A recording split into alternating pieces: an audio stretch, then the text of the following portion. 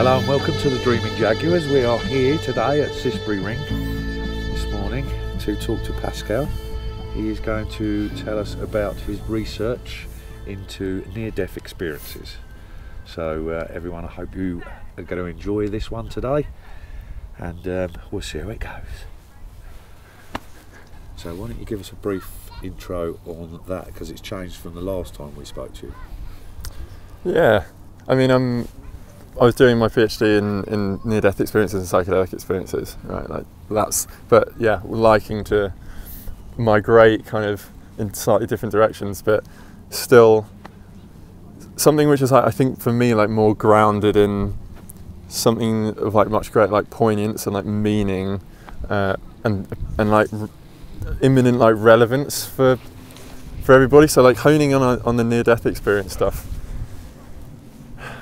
I'm interested in, I haven't started any systematic like research on it yet, but I've definitely been thinking about it more, pondering about it more, reading about it more, about near-death experiences in the context of the pandemic and COVID, and like what experiences people have had from near-death experiences, specifically as induced by like COVID, that being the condition in which the near-death experience came about. And I think because it is suddenly more relevant, you can talk about other ways that near-death experiences can come about, but no one's ever specifically interested in the way in which it's induced, whether you have an NDE from a cardiac arrest or a car crash.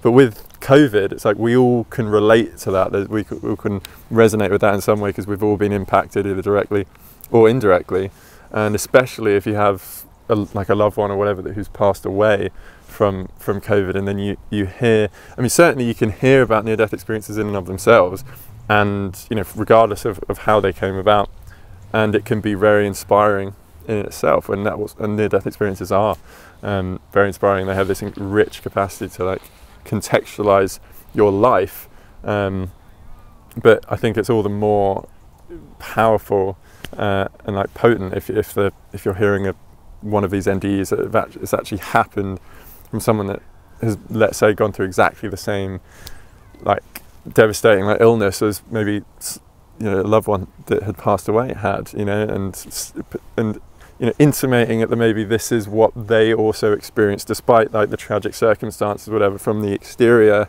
perspective of things. This may well be what they also experience. So I think it just like, I'd like to delve deeper into it, because I think it has a lot of capacity to like bring hope even. So, okay, just while you were talking, I was thinking, so people were dying from the flu before COVID came out, but now we've got a situation where a lot more people have gone into the same situation, and now are we saying that there have been more NDEs, or they're just now going to be more reportable because of that situation? Well, I think they're more salient. Like, definitely more and more NDEs are happening now, which makes it all the more important as a conversation and like dialogues like be having, because of even just resuscitation technology. Like we're more able to bring people back from the brink and further into the brink. They're having more and potentially deeper NDEs now. But with COVID, like, that was just it was a global event that everyone experienced.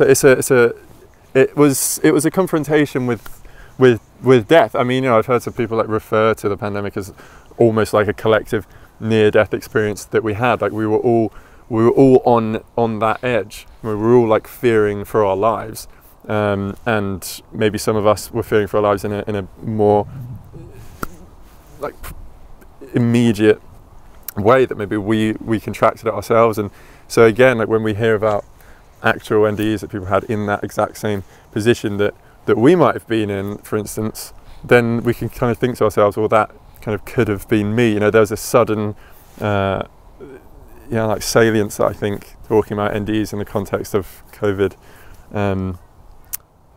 like has. Okay, so give us a couple of examples. And what are we actually talking about? Is there any similarity in them? Well, I think one thing that would be kind of interesting, and there hasn't actually been much research on that at all, about like the type of, like if there's any differences in the like the quality or like the phenomenology, right, of the near-death experience between different causes of them, like etiologies of them. And there's been some about like burn victims and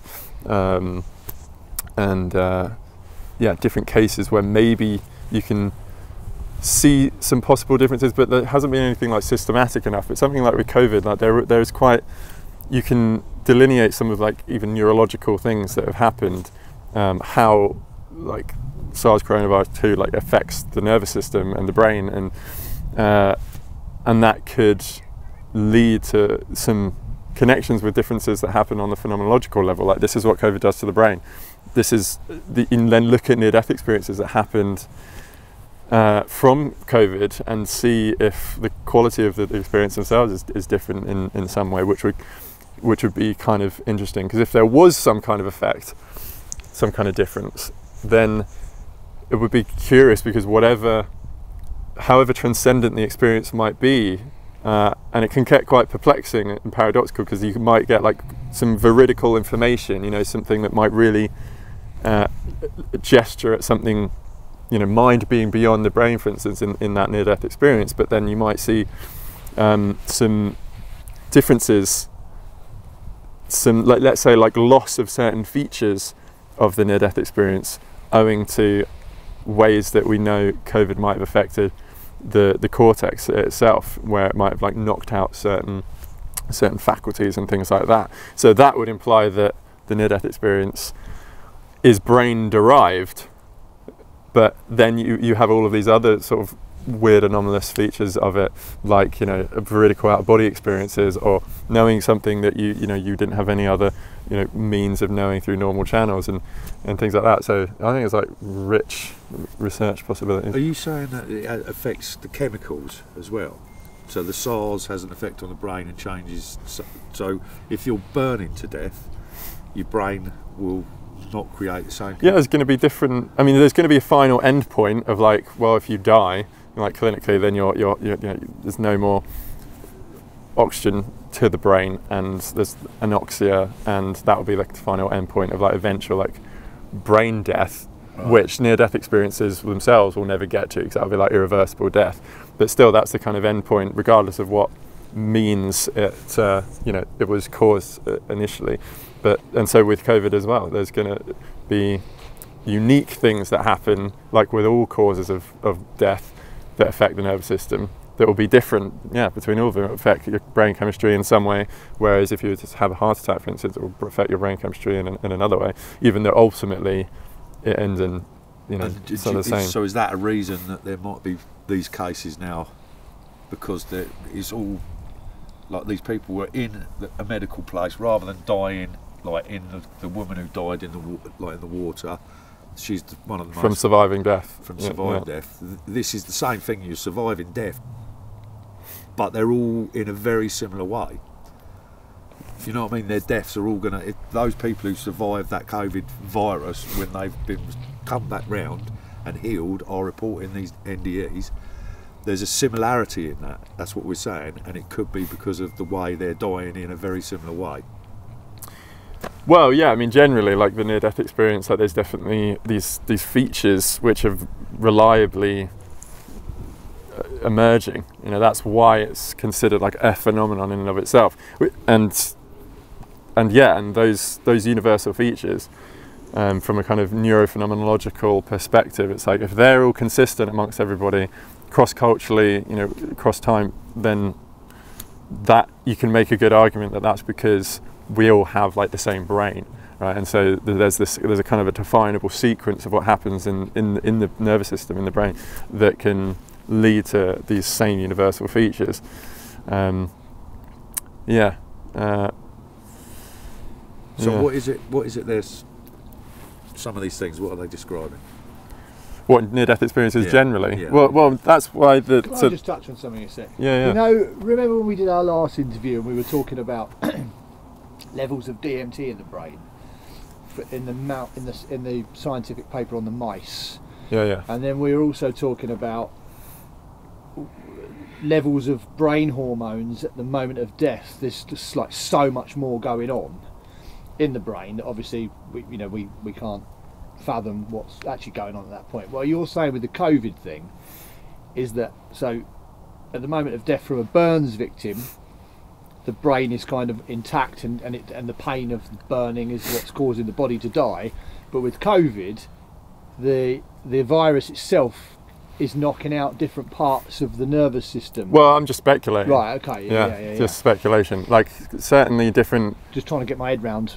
Yeah. That's what you're saying. So is there a similarity, is there commonalities, similarities between the NDE experience from those people that have had, that's what you're talking about, there's big areas of research there that you could do, finding out whether or not someone had this happen to them during their COVID experience, and whether or not their NDE was similar to this person in the same, is that right?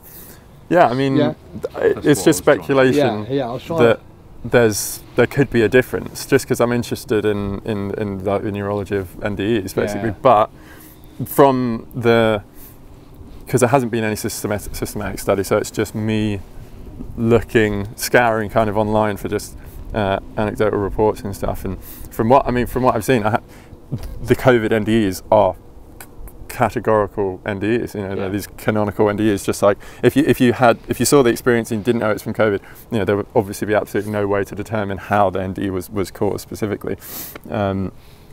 But some in terms of the nature of what these experiences were from COVID. And you're mentioning like DMT, for instance. Like there's one specific one that I remember quite well. He was a US Army veteran, and he kind of reported going into a great like golden room, but he described it as being like vaulted, this big dome-like golden vaulted room, which is kind of like, again, like a kind of classic like DMT type trope. But yeah, it was quite interesting that there was a being there, an entity that like greeted him, and he commented on like, wow, I really like this room, this nice room you got here. And this entity was like, yes, it's one of our most popular rooms. Like, what does that mean? I just find that there's these little like, there's little nuances. DMT, isn't it? There's what? That's very similar to a DMT. Yeah. There's almost a bit of comedy in it. Well, exactly.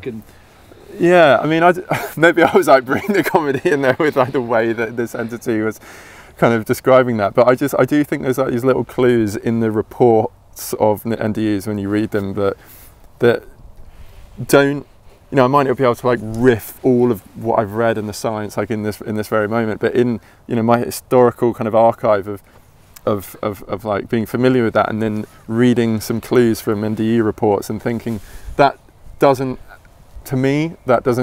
add up. It's like, why would an entity say that it's up one of our most popular rooms? To me, it kind of alludes to there being, to some kind of veracity of it, I think, actually. Like that there are, that if we were to entertain the idea that there are these other beings, orders of magnitude more, capable and advanced as ourselves.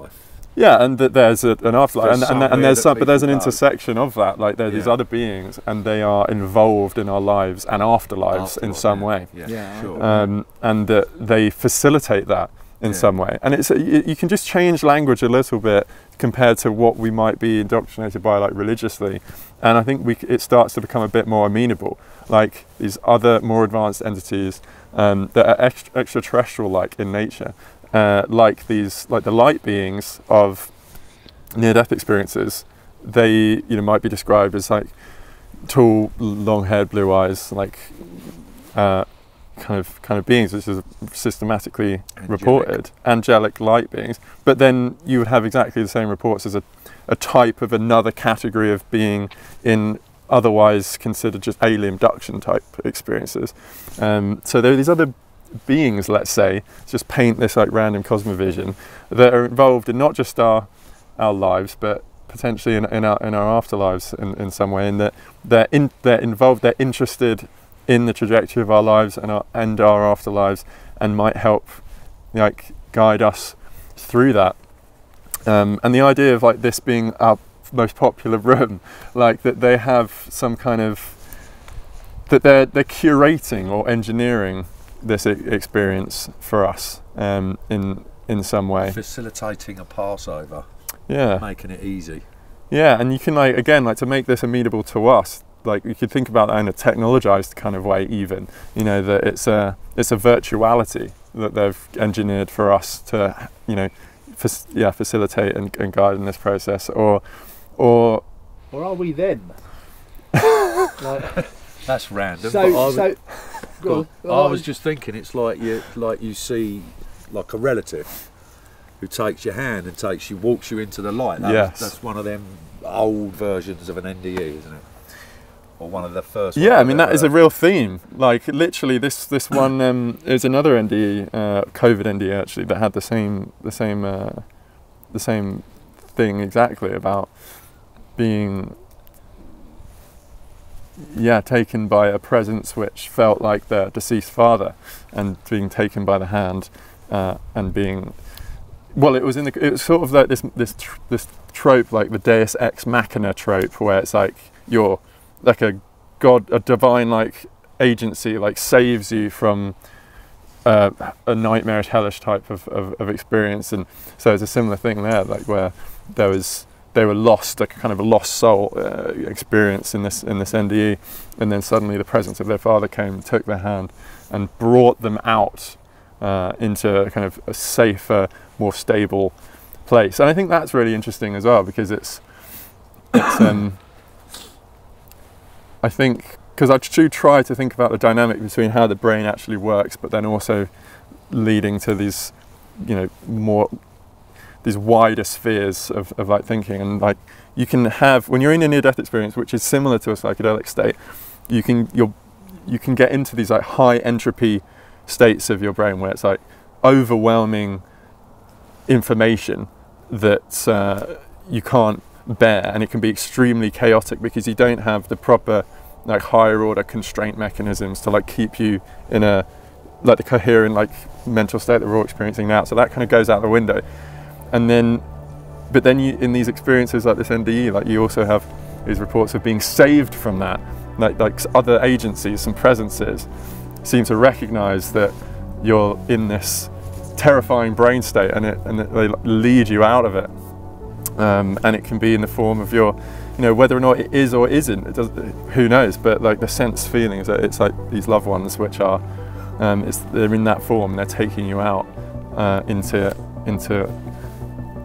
some kind of, they're like facilitating, if they are of this higher order, you know, like these other beings, they're able to manipulate our experience, and if they're benign, you know, in a positive way, so they'll take you out of this kind of chaos into a greater state of coherence.